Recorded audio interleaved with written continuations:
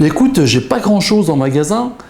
J'ai l'impression que ce temps doux, faiblement perturbé, souvent sous l'influence des anticyclones, devrait persister pour ce mois de décembre. Ce qui veut dire que, tu veux, le temps perturbé va circuler plus au nord, sur les îles britanniques, les pays scandinaves, beaucoup plus au nord. Mais ici, sur les Alpes, j'ai l'impression que les perturbations ne sont pas bien nombreuses. Et en plus, il n'y a pas vraiment de froid. À peine, si tu veux, quand le beau temps se remet, on sent bien que voilà, il y a du froid en fond de vallée.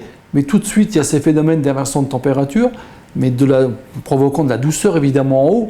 Donc franchement, il n'y a pas grand-chose en perspective.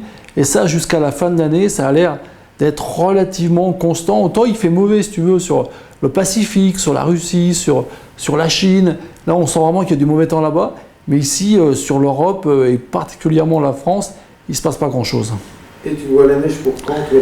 Pour l'instant, ça a l'air de changer sur le début janvier, où on voit d'un seul coup de l'air froid descendre du Groenland. On voit vraiment du temps perturbé qui se mettra en place pour janvier, février, mars. Hein, c'est assez étrange. On aurait eu un automne et un début d'hiver vraiment froid et puis stable. Et puis ensuite, on basculerait rapidement sur janvier, février, mars, sur un temps vraiment perturbé en nord-ouest. Pas très froid quand même, mais souvent perturbé avec probablement d'abondantes chutes de neige.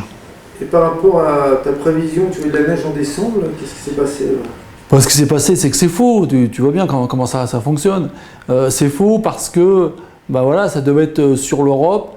Ça ne l'est pas, ça l'est beaucoup plus loin, 2000 km plus à l'est, derrière l'Oural, sur la Russie.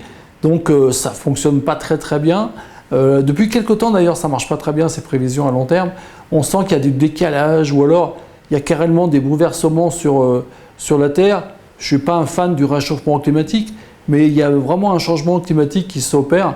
Est-ce que ça va durer 10 ans, 100 ans, on ne sait pas. Mais il se passe quand même quelque chose, oui.